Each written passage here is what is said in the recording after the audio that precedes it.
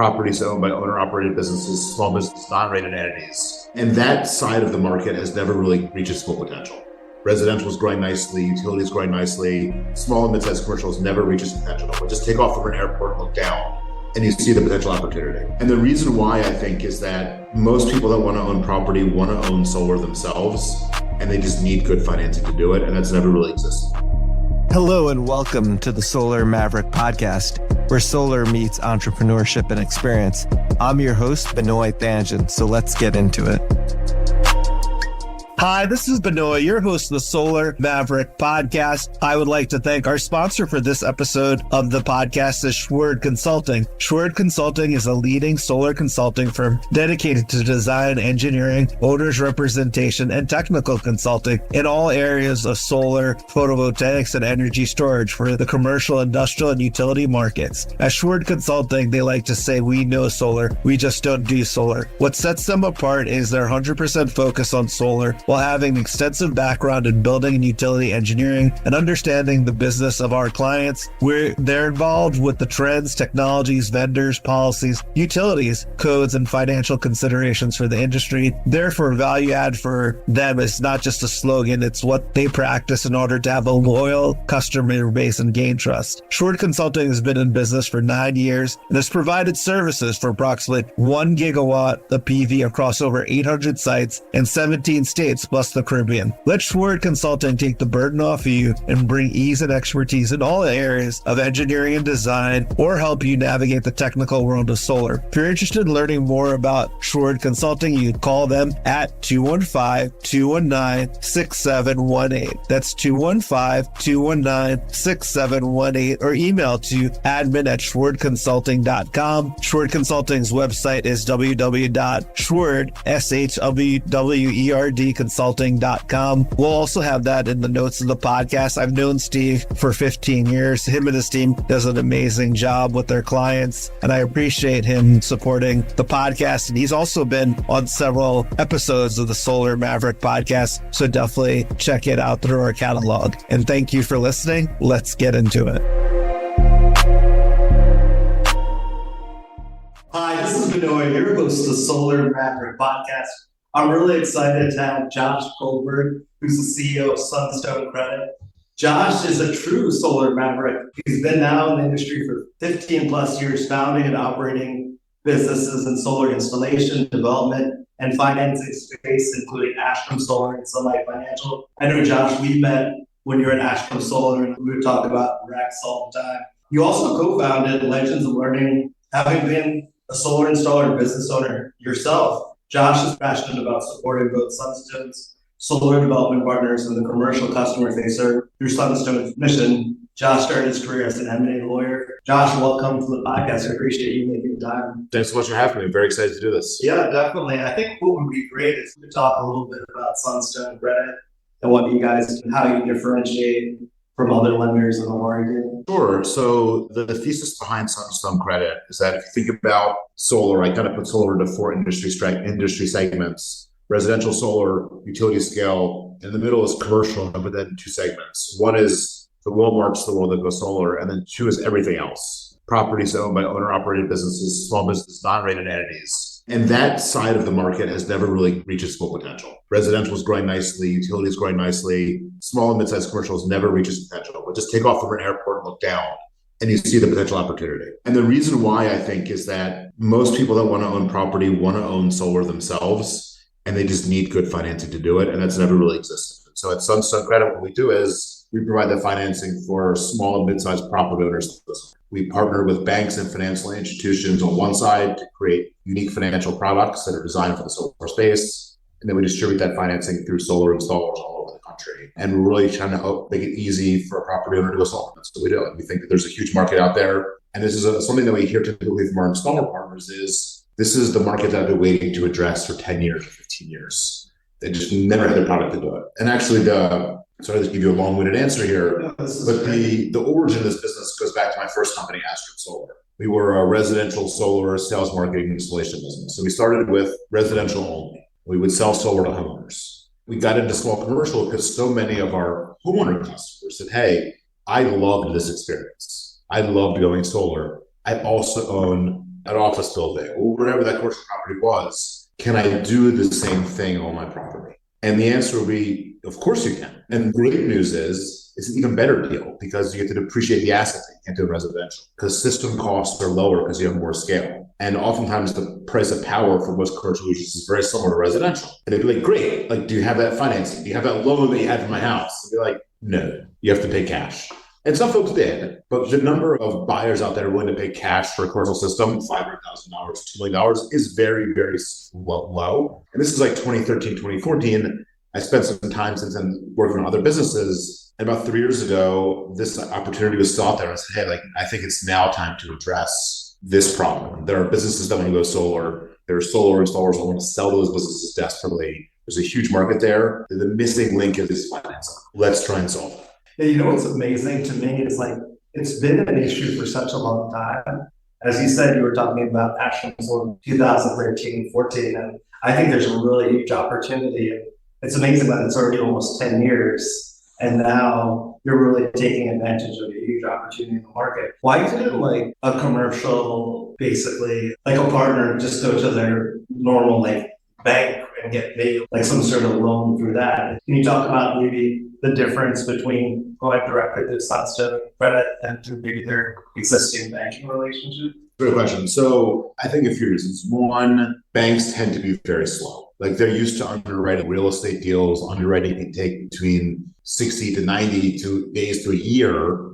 And it doesn't really work for solar because solar is a product that is sold, not bought, meaning like nobody needs to have solar, right? It isn't a new roof if your roof is leaking. And so if you're a business owner and you're, Josh's Tire and Auto Shop, already working 70 hours a week to keep your core business going, you want to go solar because the economics are good. But if you just spend a lot of time with your bank, it's like you're just never going to get to it. And so part of what we do is because we know solar well, underwriting is streamlined and kind of aimed at making faster decisions while still maintaining more rigor than what a traditional bank does. And then layer on top of that, the products that banks tend to offer tend to be like Swiss Army knife products. So it's kind of like one product fits a lot of solutions, but doesn't really fit any of them very well. If you're in New York City and you go to like Bank of America or Citi and you want a loan for solar, they're going to offer you a 5-year equipment lease. It's the same lease they would offer you if you wanted to buy a big truck or you needed a new kitchen in your restaurant. And for solar, it doesn't really work because solar is all about matching cash flows. And so you need longer duration, kind of more tailored products. And that's what we do. You could do it, and some people do, but it's kind of really ill-suited and it's really held the market back. And so our belief is if you have products that are tailored for the space, that reduce friction, you'll get more buyers. That's so true, because I see it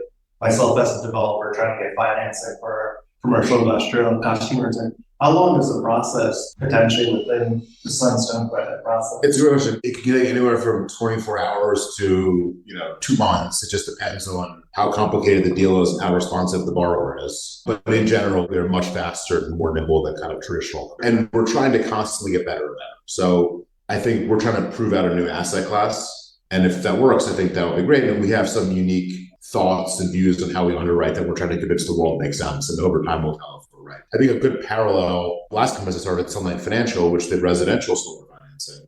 If you go back in time, back in the day, everyone was doing leases. Your old company, Solar leases. And I always thought that like a lease was a really bad way for a homeowner to go solar, but it was a better way than no financing at all, right? And I think the market has kind of shown that like a loan product makes the most sense, but it took a long time to convince banks that, hey, like here's a product, a solar loan product. It's different than what you usually do.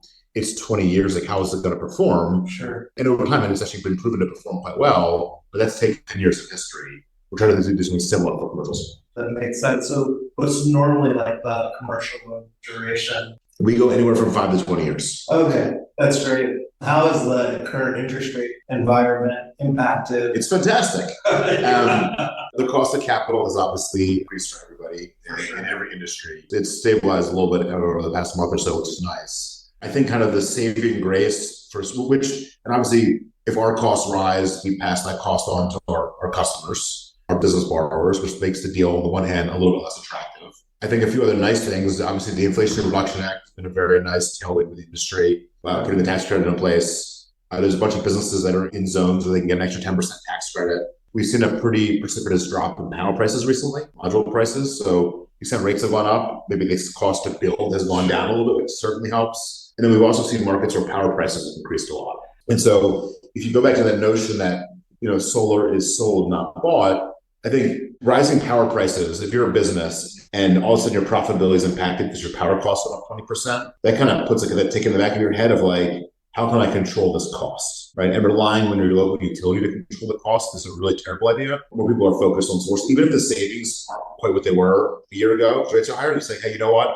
I don't want to have my profitability affected next year because rates go up 20 more percent. Let me hedge my costs now. So that makes a lot of sense. That kind of like fear, it's a rational fear. And a lot of businesses, like take like a nursing home, utilities are a huge part of the variable costs and they have no control of it. So you can be the best operator in the world and lose money because your utility won a 23% rate tariff. Right. That is huge. And obviously being able to control or manage your electricity cost over a long period of time is a huge. Yeah. I mean, we see tons of interest from like agricultural users. So we get irrigation uses a lot of power. Power is a big variable cost. And they have a very long-term view of their costs. Yeah. And they want to fix those costs. Definitely.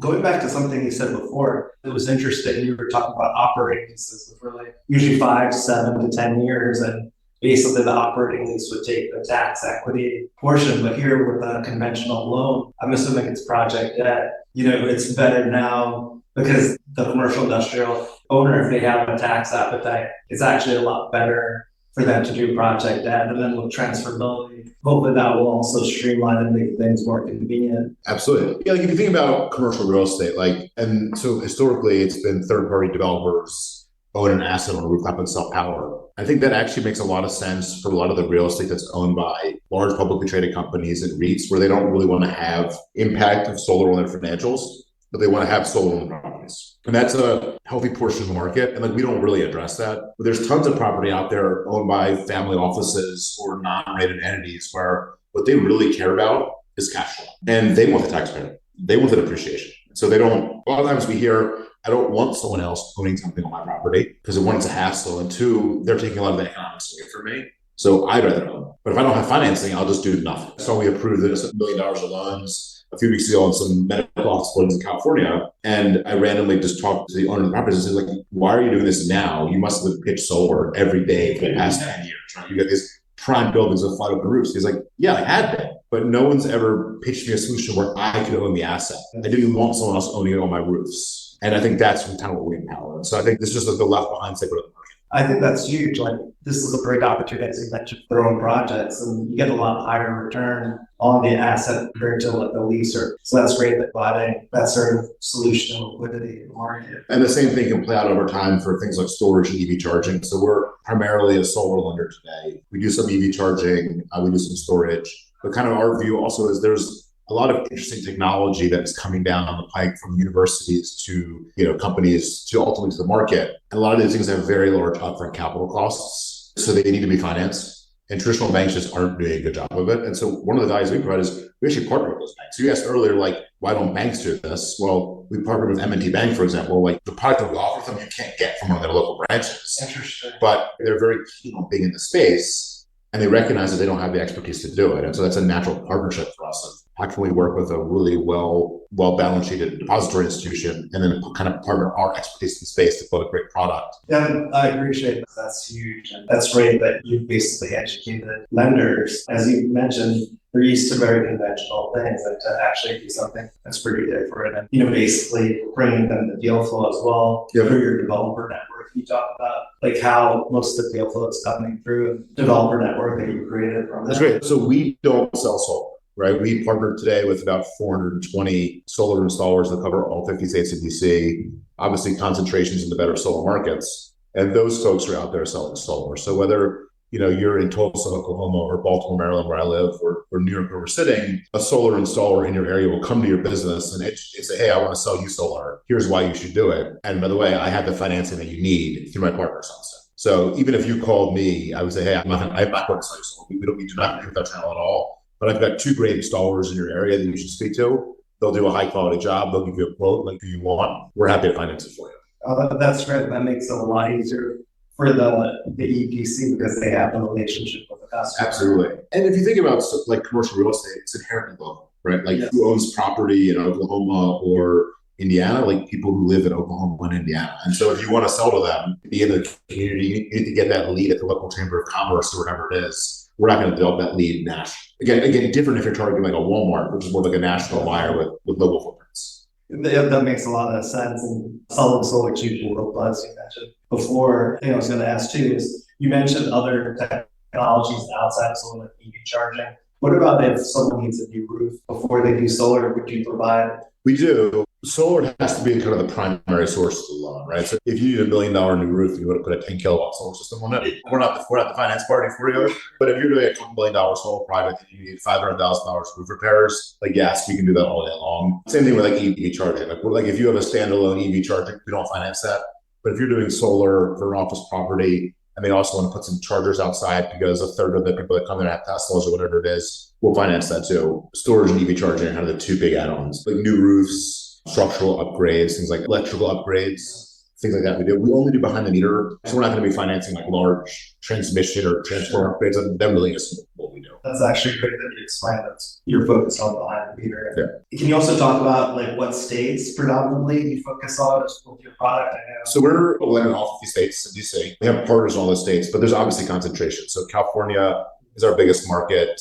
I think New Jersey is second. So you tend to see concentrations of loans in markets where the economics are better. So either some combination of high power costs plus local incentives. And I think that's probably for two reasons. One, the economics are just better, so it's more of a no-brainer for the business. But two, because the economics are better, you tend to have more installers, which means there's more installers sharing leads. There's kind of more at-bats in those areas. Yeah, California, New Jersey, the Northeast in general, kind of from like Maryland up through New York, Massachusetts, Connecticut are all great markets. But if you look at like where commercial storage, like where commercial solar pencils in a lot of states. We've done loans in like Wisconsin and Missouri, Texas and Florida. They like weren't, back when I had my installation business, we're not considered solar states where solar doesn't make sense for a business owner. For sure. And that's because it's an ownership model. That's probably why you're able to have maybe less of an incentive because of these other like the ITC and some of the other things. If you're an asset owner, you have like a hurdle rate, right? You might say, hey, I'll do a project at a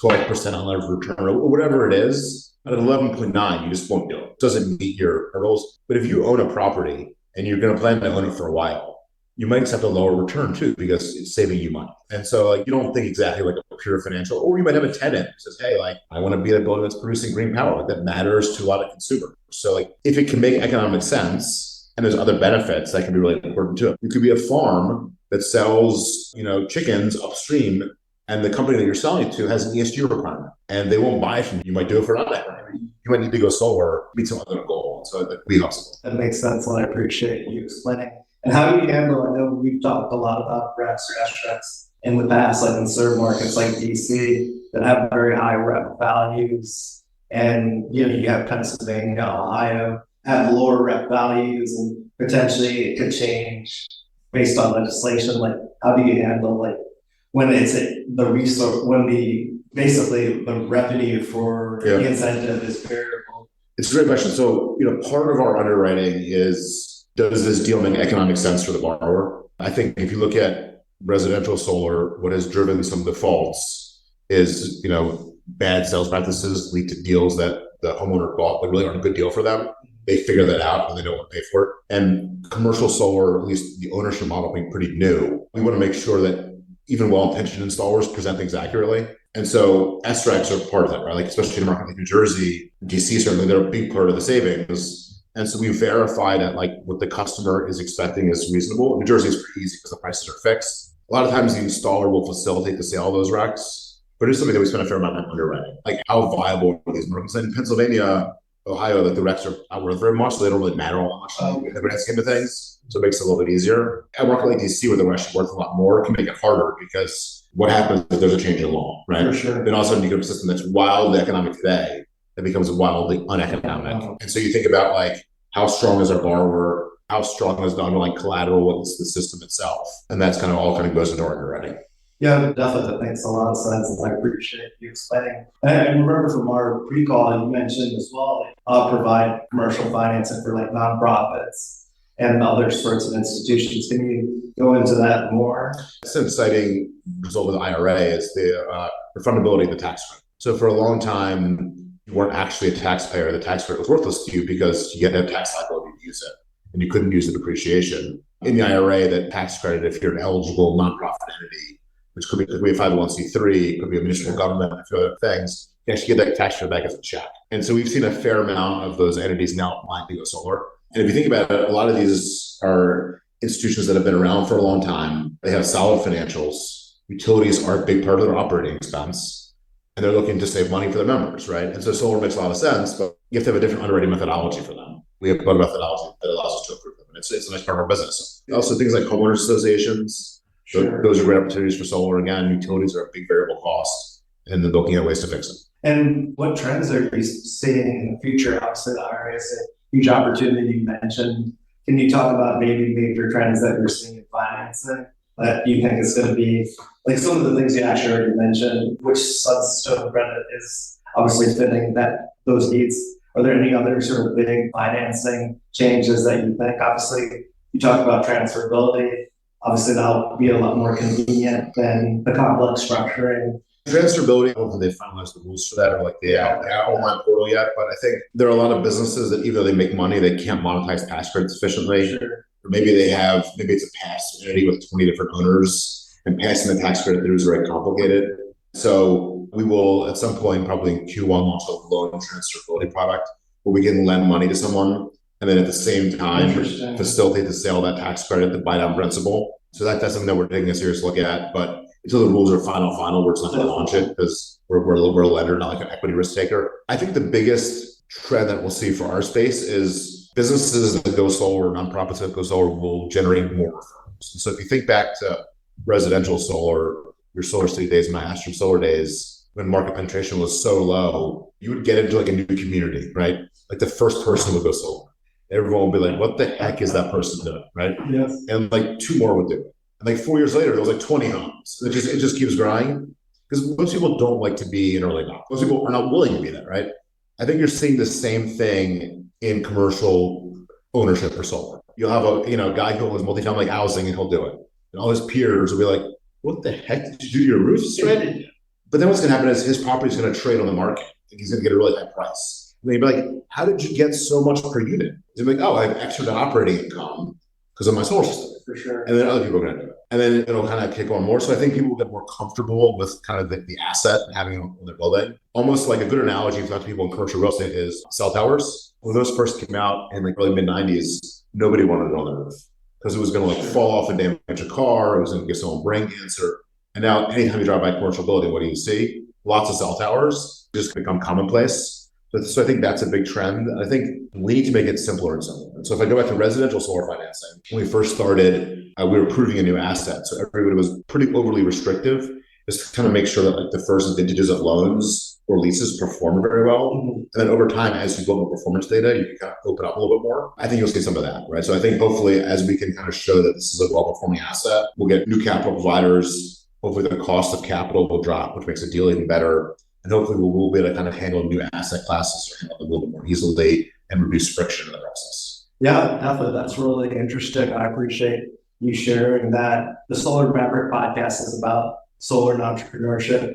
You've been doing renewable energy solar entrepreneurship now for over 15 years. What advice would you have to someone who's looking to get into a career of entrepreneurship and getting on the solar roller coaster that you've been on many times before? Yeah, I guess I'll focus on solar specifically. Like, I think a lot of times I feel like it's a very crowded space. It's like Game 7 of the World Series. But I think if you take a step back, the industry has only been around for 15 years, which compared to any other industry is like very, very, very immature. And the market penetration is very low. So it's actually a space that's ripe for entrepreneurship because there's not like an embedded host of people who've been doing this for 100 plus years. Like, if you want to start an investment bank, like, good luck. There's a lot of them that've been around for a long time. If like a new industry, it's ripe for kind of like new folks that have this into it. And I would just say like, try and figure out a problem that actually exists. Like there's a lot of people, like I see people that have been successful in the space. Take folks like Aurora, for example, yes, with their residential quoting tool. There was a huge problem when everyone used to build their own quoting tool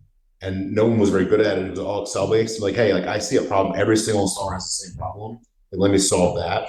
We're solving the problem of businesses need financing. Sometimes people solve problems that don't really exist. There's a huge amount of opportunity out there. And I think because the industry is so immature, nobody knows the best way to do it, which is, again, ripe for opportunity. Definitely like what you said. When you fly, always, I usually fly in the window and I look how much solar there's.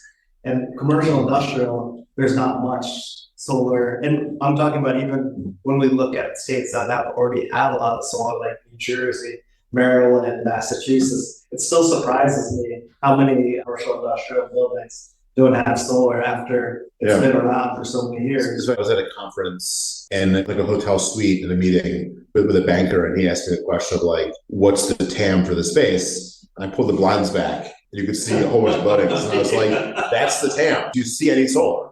Right? Again, going back to like, this isn't game 7 of the World Series, this is like spring training still. The market is so underpenetrated. And like we might feel, because we've been in the industry for a long time, and like everyone's doing solar. And it's definitely growing. What is resi solar at? Like 5% penetration maybe?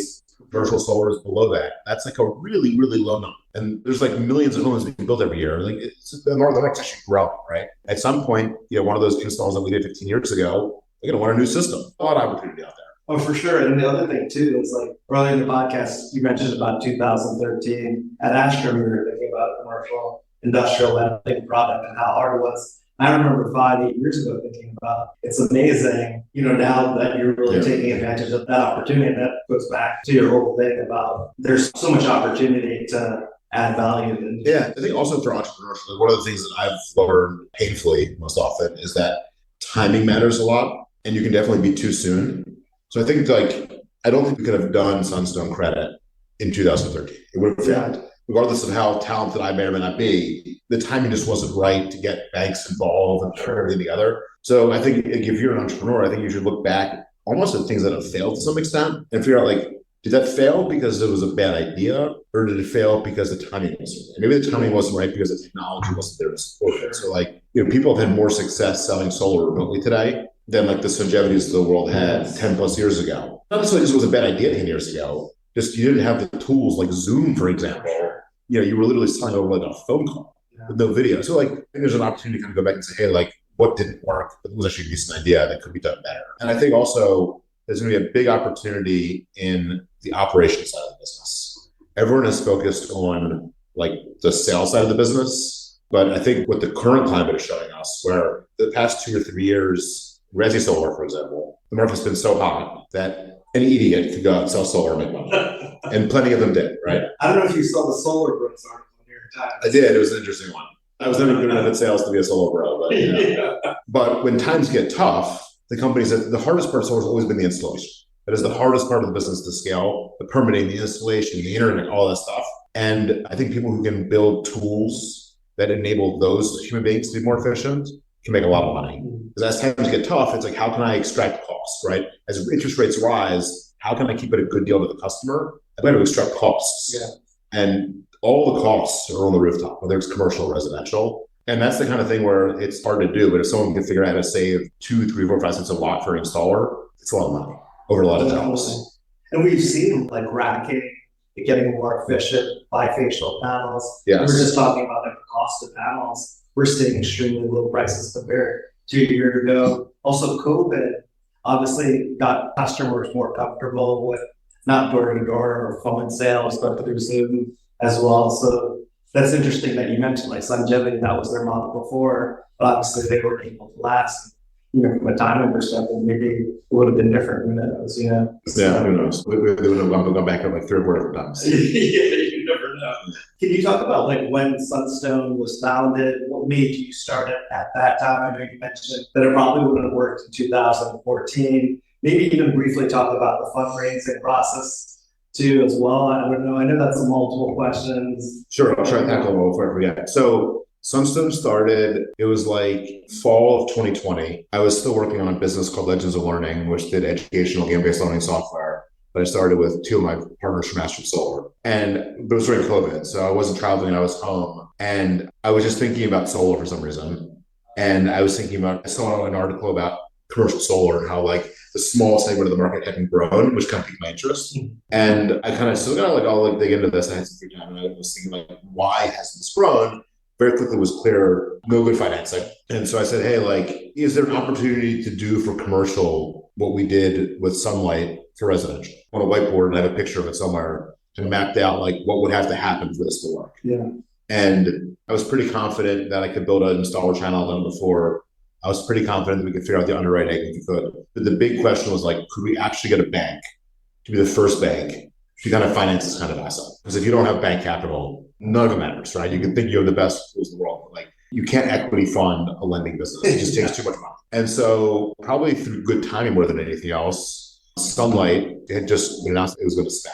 And so that was like a nice little like halo above me and co-founder, so this guy, Wilson Chang, who's also my co-founder here. And so we talked to one of our early bank partners at Sunlight and said, hey, we get this idea for commercial. Here's why we think it will perform really well. They were an early partner at Sunlight and said, hey, you know what? Like, we trust you guys. This works. The bank was called Cross River Bank. They're a great partner of ours, fantastic people. Yeah, if we're really right across the bridge, that's the name. They said, hey, like, believe in you guys. We like the market. Like, we'll give this a shot, right? Mm-hmm. And that was going, okay, we have an idea. We actually have a bank will finance it. Now let's build a team. So if you fast forward to like mid-2021, assembled a fantastic team of folks from a bunch of different backgrounds, from solar, from banking, credit, technology, and actually started building the platform. One of the unique things about lending is to lend highly regulated. So like most startups, when I first started Ashton Solar, we sold a solar system before we had any idea how to install it. Now, granted, it was at my parents' house and it was free. Alas, figure that out later. You can't write a loan and then figure out how to be regulatory compliant later. Yes. So like the first 6 to 8 months of the company was kind of getting our house in order to actually earn the right legally to making a loan to a user borrower. And then in like early mid-2022, we started actually onboarding installers and writing loans. So we've been doing that for almost 2 years now. And it's been really exciting. Like I think that there's clear market demand.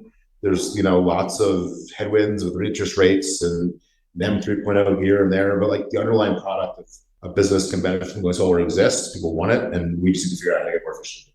Yeah, definitely. You also asked what the capital raise. Yeah, capital raise. So we raised a Series A last November, about 2 Novembers ago now. From the lead investor was Greenbacker. 2 of our banks participated in that round, Cross River Bank and Forbright Bank, and then a few other venture firms. It was a $20 million.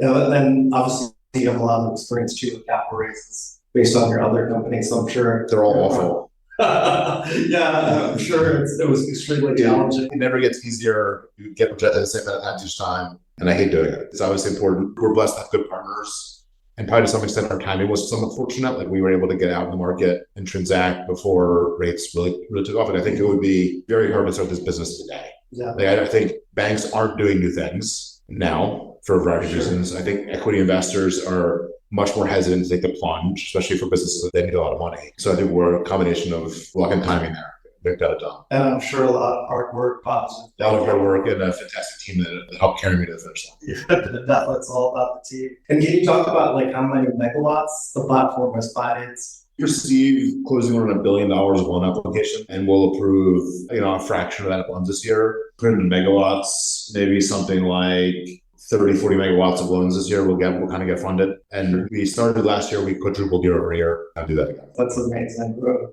Well, this has been an amazing interview, Josh. I appreciate you making time in your beautiful office here in New York City. If our audience wants to learn more about Sunstone Credit or you, what's the best way? Anyone who listens to your podcast can email me, josh.goldberg@sunstonecredit.com. Find me on LinkedIn. Pretty avid on that.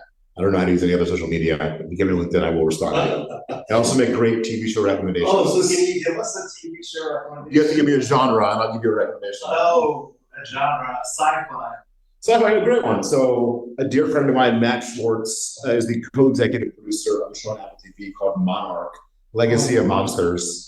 It's a show that takes place in like the Godzilla, King Kong, like multiverse. It just started 2 weeks ago. It's pretty good. But also an Apple TV Foundation is quite good. Those are 2 for you. Yeah, those are great. I actually been wanting to check out Monarch. I have Apple TV subscription. So I appreciate you sharing your suggestions. Yeah, all the Star Wars shows are great. Oh, yeah. Star Wars Legends. Not Legends. It's the one with Ezra Bridger. Rebels. Rebels is fantastic. I shed a tear with it.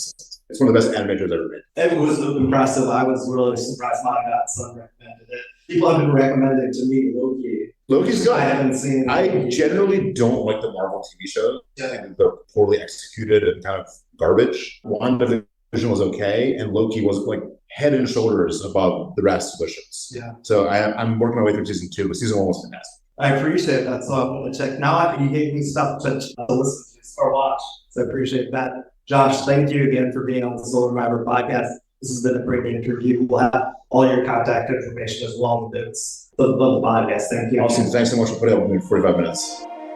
Thanks for listening to the Solar Maverick Podcast. The Solar Maverick Podcast is brought to you by Reneu Energy. We're a solar development and consulting firm. If you believe that this podcast is adding value to you, please give us a 5-star review and share with those that you think could benefit from this information. Please email all questions, suggestions, and feedback to info@reneuenergy.com.